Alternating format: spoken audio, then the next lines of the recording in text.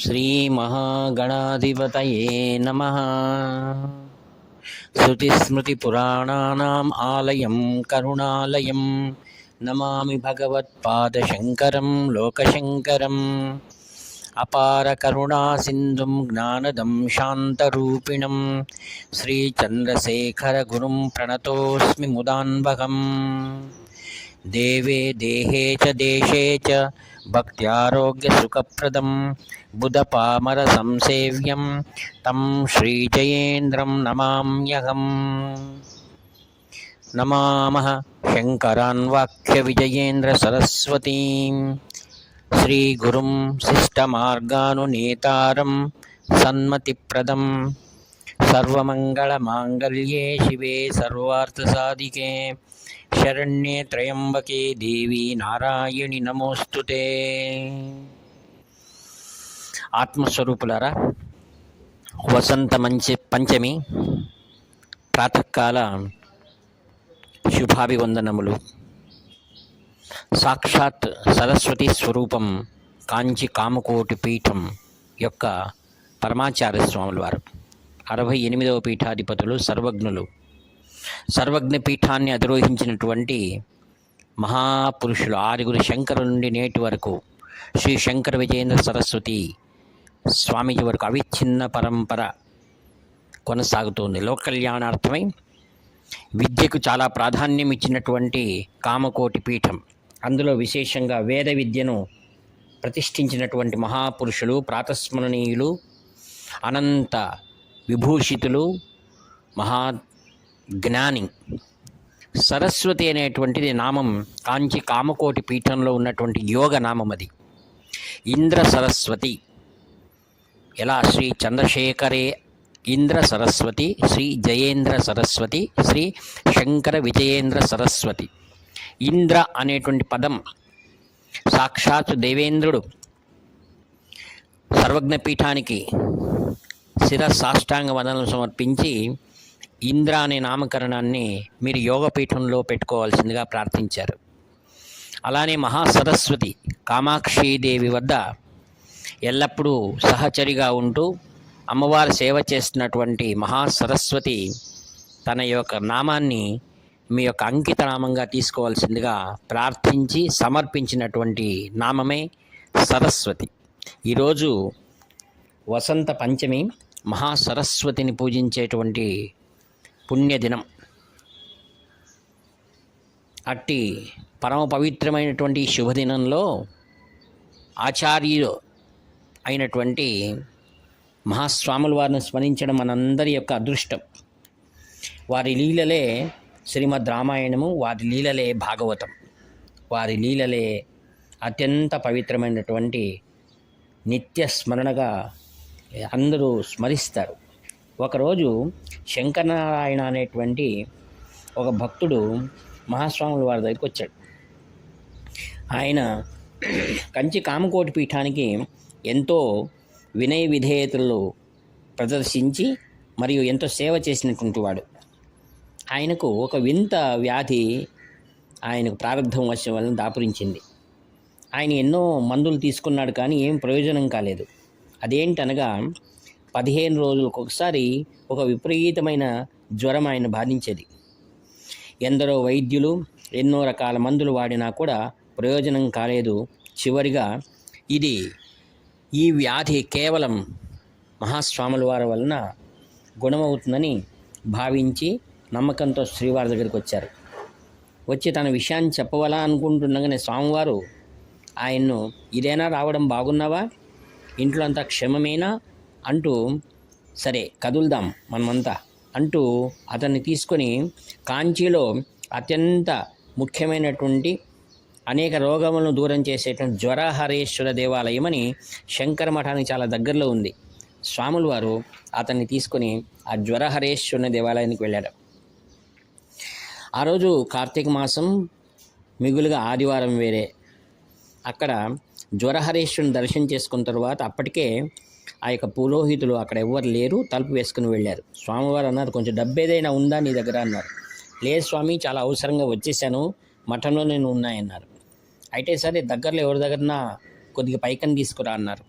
ఆయన వెళ్ళి తన పరిచేసుల దగ్గర ఒక 25 రూపాయలు తీసుకొచ్చారు. స్వాముల వారు ఆ యొక్క పళ్ళెంలో 10 రూపాయలు వేయి, మిగతాది ఆ హుండీలో వేసి నమస్కారం చేసుకొని కదులుదామన్నారు. తర్వాత అతన్ని ఎంతో ప్రేమతో మనం ఇంకో దేవాలయానికి వెళ్దాం, ఈరోజు ఆదివారము కార్తీక మాసం, ఇంకో దేవాలయానికి వెళదామని కాంచిలో శంకర మఠానికి పక్కనే బాగా స్పష్టంగా కనపడేటువంటి కచ్చపేశ్వర దేవాలయం. ఈ కచ్చపేశ్వర దేవాలయాన్ని మహావిష్ణువు పరమేశ్వరుని యొక్క జ్ఞాపకార్థం తానే కట్టాడని ఆ స్థల పురాణంలో తెలుస్తుంది. ఆ యొక్క అమృత ఉత్పాదన సమయంలో మహావిష్ణువు స్థితి రక్షకుడు, ఆయన ఆ యొక్క తాబేలు రూపంలో ఆ పర్వతం కింద ఉన్నందువలన కలిగినటువంటి ఆ యొక్క విషయం ఏదైతే వస్తుందో దాన్ని నుంచి జనులు బాధపడుతుండగా దాన్ని రక్షించేటువంటి ఉపాయం తెలియనందువల్ల సమస్త దేవతలు రాక్షసులందరూ కూడా కైలాసాన్ని వెళ్ళి పరమేశ్వరుని ప్రార్థించారు, మాకు ఈ బాధ నుండి విముక్తి చేయమని. అప్పుడు పరమేశ్వరుడు అనుగ్రహించి ఆ యొక్క దావానలాన్నింటినీ కూడా ఆ విషాన్ని ఒక చిన్న రేగి పండుగ చేసుకొని తన కంఠంలో పెట్టుకొని సమస్త ప్రాణికోటిని రక్షించాడు, స్థితి పాలన అనేది చేశాడు. తన యొక్క కార్యక్రమాన్ని పరమేశ్వరుడు చేసినందువల్ల కృతజ్ఞతాభావంగా కచ్చపేశ్వర దేవాలయాన్ని మహావిష్ణువు ఆ యొక్క శక్తిపీఠమైనటువంటి కాంచీ క్షేత్రంలో స్థాపించాడు. మనం వెళ్ళి చూడవచ్చు. ఈ యొక్క శంకరనారాయణతో పాటు మహాస్వాముల వారు కచ్చపేశ్వర దేవాలయంలో వెళ్ళి ఆయన్ను అక్కడ స్నానం చేయమంటారు. కొలంలో స్నానం చేసిన తర్వాత కచ్చపేశ్వరుని దర్శనం చేసుకుని బయటకు వస్తుండగా ఎందరో పండితులు స్వాముల వారు వచ్చారని వారి దర్శనానికి వచ్చారు. వాళ్ళని కూర్చుండ చేసి స్వాముల వారు, మీరందరూ కూడా సూర్య శతకాన్ని పఠించండి అన్నారు. మయూరవర్మ రచించినటువంటి ఆ యొక్క సూర్య శతకాన్ని పండితులందరూ ఏకకంఠంతో గానం చేశారు. అది విన్నారు ఎవరు? శంకరనారాయణ. ఇంక మనం వచ్చిన పని అయింది, ఇంక మనం వెళదామని అందరూ కూడా తిరిగి కంచి మఠానికి వచ్చారు. తర్వాత ఆశ్రమనిగా 15 రోజుల లోపలనే సంపూర్ణంగా ఆయనకు ఆరోగ్యం బాగైందనమాట. అంటే అర్థం ఏంటంటే దైవ దర్శనం మరియు సూర్య శతకాన్ని శ్రవణం చేయడం ద్వారా వేదంలో ఉన్న గొప్పతనం ఏంటనగా ఎస్య శ్రవణ మాత్రేణ, అంటే స్మరణ మాత్రం అంటే శ్రవణ మాత్రంతోనే సమస్తమైన దుఃఖాలు దూరమవుతాయి. అందుకే మనం ఎప్పుడు కూడా వేదాన్ని మనము వినాలి. సరస్వతిలో ఉన్న గొప్పతనం అదే. అందుకే ఈరోజు ఆ యొక్క వసంత పంచమి నాడు మనం తప్పకుండా వేద పారాయణ చేయించడం చాలా గొప్పది, చాలా మంచిది, అత్యంత ఆరోగ్యప్రదమైనటువంటిది మరియు అందరికి శుభం కలుగుతుంది. ఆత్మీయులారా, మరి యొక్క మహిమను మీకు చెప్పదలుచుకుంటున్నాను, శ్రద్ధగా అవలోకించండి. కాంచి కామకోటి పీఠాధిపతులు 1978లో కర్ణాటక ప్రాంతంలో శాండూర్ అనగా స్కందపురి అథవా లేక స్కందగిరి అనేటువంటి ప్రాంతానికి వచ్చారు. అక్కడ ఉన్నటువంటి ఎంవై ఘోర్పడే మహారాజా మరియు ఆ యొక్క కర్ణాటక ప్రభుత్వంలో ఆర్థిక శాఖ మంత్రిగా 2 మార్లు దాన్ని కార్యక్రమాన్ని నిర్వహించారు. మరియు చాలా గొప్ప వ్యక్తి. మహాస్వాముల వారికి యొక్క దర్శనం చేసుకున్న ఆయన సంపూర్ణంగా ఆధ్యాత్మిక వైపు మరలాడారు. మహాస్వాముల వారితో పాటు ఆయన హంపి తదితర ప్రాంతాలు సంచరించిన విషయాన్ని మీకు చెప్పాను. తర్వాత మహాస్వాముల వారితో కూడా నడుచుకుంటూ వెళ్ళారు. ఎక్కడి వరకు? పండర్పూర్ వరకు వెళ్ళారు. పండర్పూర్ వరకు వెళ్ళి అక్కడ మహాస్వాముల వారిని చంద్రభాగా నదిలో దర్శించుకొని తనతో పాటు వచ్చినటువంటి ఒక పరిచారకుడు పవారని, ఆ పవార్ను స్వాముల వారి దగ్గరనే మీరు అనుగ్రహిస్తే నా యొక్క మా కంపెనీలో పనిచేసేవాడిని పవార్ని మీ దగ్గరనే సేవకు వినియోగిస్తానన్నారు. స్వాముల వారు చాలా సంతోషించి సరే అన్నారు. పవారులో ఉన్నటువంటి విషయం ఏంటంటే వినయము, విధేయత మరియు స్వామి భక్తి. ఆ తర్వాత పవార్ చెప్పారు, నీవు స్వాముల వారితోనే ఉండు, మీ కుటుంబ బాధ్యతలంతా నేను చూసుకుంటాను అని స్వాముల వారి దగ్గర అనుమతి పొంది ప్రసాదాన్ని స్వీకరించి మహారాజా ఎంవై ఘోర్పడే గారు శాండూర్కి వెళ్ళిపోయారు. తర్వాత పవార్ తన యొక్క మహారాజా చెప్పిన మాట చాలా సంతోషించిన వారు స్వామి సేవలో నిమగ్నమై ఉన్నాడు. స్వాముల వారు ఎక్కడ వెళ్ళినా వారికి కావాల్సినటువంటి అవసరాలని ఎంతో భక్తి శ్రద్ధలు చేసేటువంటి వాడు. అతనికి తమిళ భాష రాదు.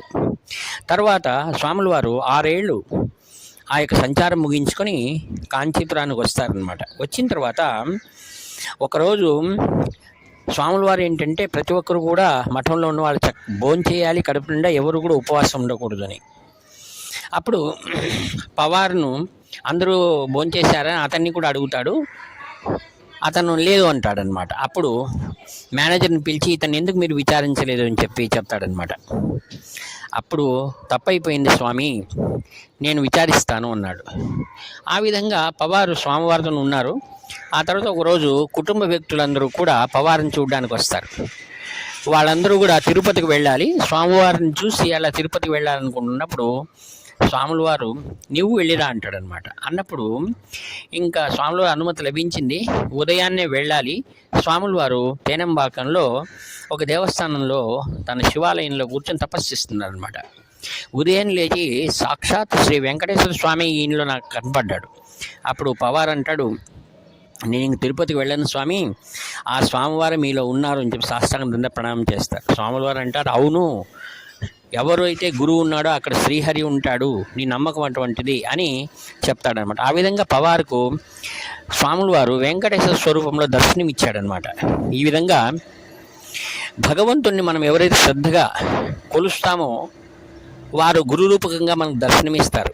అలానే గురువుని ఎవరు శ్రద్ధాభక్తులతో సేవిస్తారో వాళ్ళకి సాక్షాత్ శ్రీహరి అనుగ్రహం కలుగుతుంది. కావున ఆత్మీయులారా, ఇటు పరమ పవిత్రమైనటువంటి సరస్వతి పూజించేటువంటి యొక్క వసంత పంచమి రోజు సరస్వతి నామాంకితమైనటువంటి మహాస్వాముల వారి దివ్య లీలలను మనం స్మరించడం మనందరి అదృష్టమని చెప్పుకుంటూ ఈ యొక్క వాక్పుష్పములన్నింటినీ కూడా నిరహంకారపూర్వకంగా శ్రీచరణుల వారి దివ్య పాదములకు సమర్పిస్తూ సెలవు తీసుకుంటాను. ఇట్లు వ్యాఖ్యాత నివర్తి నాగభూషణ శర్మ. సర్వే జనాః సుఖినో భవంతు, లోకాః సమస్తాః సుఖినో భవంతు. హర హర శంకర, జయ జయ శంకర.